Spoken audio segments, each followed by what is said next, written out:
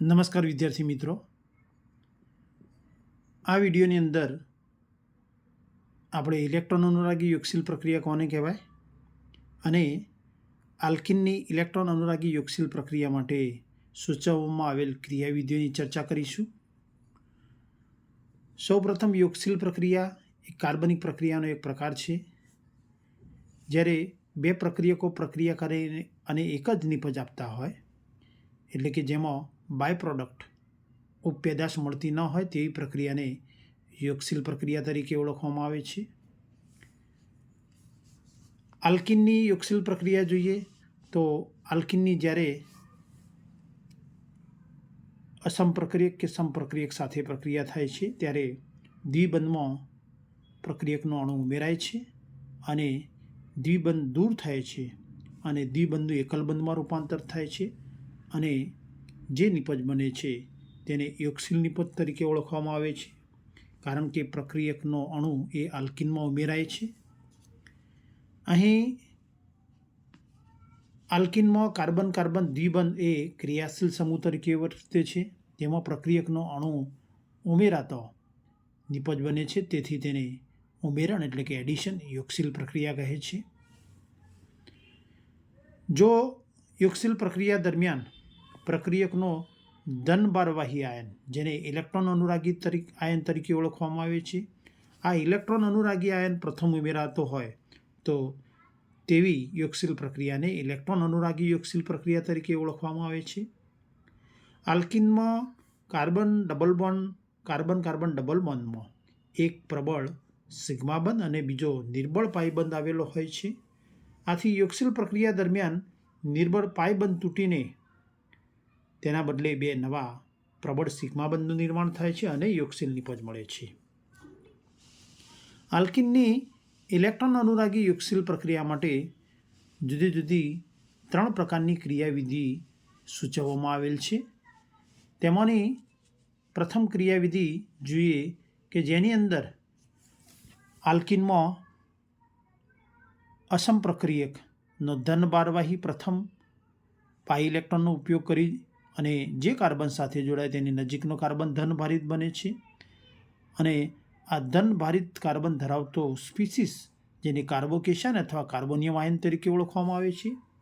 ત્યારબાદ પ્રક્રિયાના બીજા તબક્કામાં વિરુદ્ધ વીજભારવાહી કેન્દ્રાનુરાગી પ્રક્રિયક અને ધન ભારવાહી આયન વચ્ચે ઝડપથી આકર્ષણ થતો નિપજ બને છે, યોગશીલ નિપજ બને છે. આમ બે વિજાતીય આયનો વચ્ચે આકર્ષણને લીધે પ્રક્રિયા ઝડપી બને છે. એટલે કે પ્રથમ એવી ક્રિયાવિધિ કે જેમાં ઇલેક્ટ્રોન અનુરાગી આયન પ્રથમ ઉમેરાય અને ત્યારબાદ કેન્દ્રાનુરાગી આયન ઉમેરાતો હોય, એટલે કે પ્રક્રિયા વચગાળાના કાર્બોકેશન મારફતે થતી હોય. અને આ ક્રિયાવિધિ એ માર્કોનિકોફ નિયમમાં જોવા મળે છે.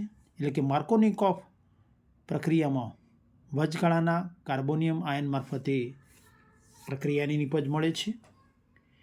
બીજી સૂચવવામાં આવેલ ક્રિયાવિધિમાં કે કાર્બન કાર્બન દ્વિબંધમાં અહીં પ્રક્રિયકનો ધન ભારવાહી આયન ઉમેરાય અને તે દ્વિબંધથી જોડાયેલા બંને કાર્બન સાથે જોડાયેલો હોય અને તેમાં ચક્રીય ધનાયન બને છે.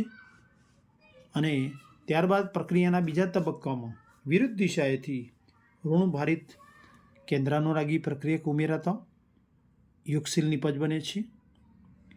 આલ્કિનની હેલોજિનેશન પ્રક્રિયા એ ચક્રીય ધનાયન મારફતે થાય છે, જેમાં પ્રક્રિયા દરમિયાન ચક્રીય હેલોનિયમ આયન બને છે અને પ્રક્રિયાના બીજા તબક્કામાં બીજો ઋણભારિત હેલાઇડ આયન ઉમેરાય છે અને યોગશીલ નિપજ મળે છે. આમ વચગાળાના ચક્રીય કાર્બોનિયમ આયન ક્રિયાવિધિ એ માર્કોનિકોફ નિયમમાં, જ્યારે ચક્રીય ધનાયન વચગાળાના ચક્રીય ધનાયન મારફતે થતી ક્રિયાવિધિ એ આલ્કિનની હેલોજિનેશન પ્રક્રિયામાં જોવા મળે છે. બીજા અર્થમાં આલ્કિનનું હેલોજિનેશન એ ચક્રીય ધનાયન મારફતે ચક્રીય હેલોનિયમ આયન મારફતે થાય છે. ત્રીજી ક્રિયાવિધિ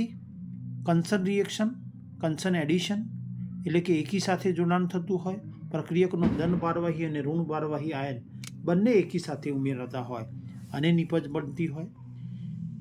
અને આવી પ્રક્રિયા કે જેમાં પ્રક્રિયકનો ધન ભારવાહી અને ઋણ ભારવાહી આયન બંને એકી સાથે ઉમેરાતા હોય તો તેવી રિએક્શનને કન્સન રિએક્શન, કન્સન એડિશન તરીકે ઓળખવામાં આવે છે અને તે દ્વારા નિપજ બનતી હોય. આ પ્રકરણની અંદર આપણે વચગાળાના કાર્બોનિયમ આયન મારફતે અને વચગાળાના ચક્રીય ધનાયન મારફતે થતી આ બે પ્રકારની ક્રિયાવિધિઓ જોઈશું. Thank you for watching.